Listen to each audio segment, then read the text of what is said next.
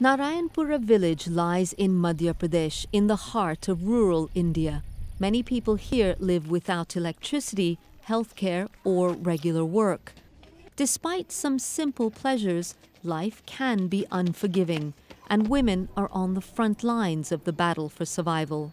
Afsana Begum was 11 years old when she was removed from school and married. Last year, she broke generations of family tradition to work outside her home. I couldn't bear to see the children starving, so I got a job. But my husband beat me because it made him look bad. I felt helpless and didn't know where to go.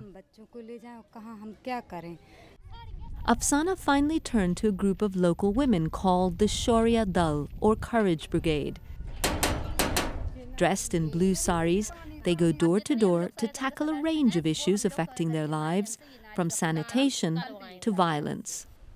Initiated by the government of Madhya Pradesh and financed by the UN's International Fund for Agricultural Development, or IFAD, they work with local leaders to change attitudes and implement solutions. We were formed because the girls here were being raped. They were so scared they wouldn't leave their homes. Our group has made a huge difference, not just to women, but to their entire families as well. Scarred by violence, many here live in fear. This woman agreed to tell her story if her name was not used. Her 14-year-old nephew was murdered by a neighbor. His crime? The boy's goat had pilfered some grain. We looked everywhere for him, she says. Finally, we found his body in the neighbor's grain store. The police refused to help until the Courage Brigade blocked the main highway demanding action. The alleged killer is now facing trial. There are so many issues here: gender violence, alcoholism, gambling, child marriage. Often the best solution lies not with law enforcement, but by using community pressure to address problems. With women in charge, life is changing fundamentally.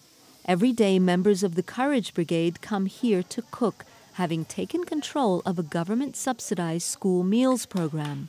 The food is simple, but it's healthier than the contaminated rice that was served by the corrupt teacher they kicked out. We fought for 3 years.